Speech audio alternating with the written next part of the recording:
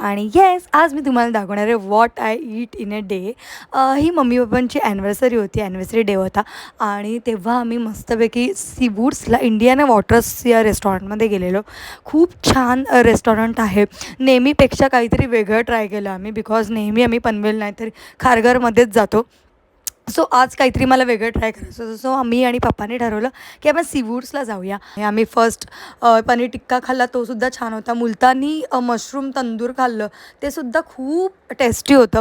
So specially हे C फूडसाठी जास्त special hotel आहे, बट आम्ही व्हेज असल्यामुळे आम्ही व्हेज ट्राय केलं ऑफकोर्स.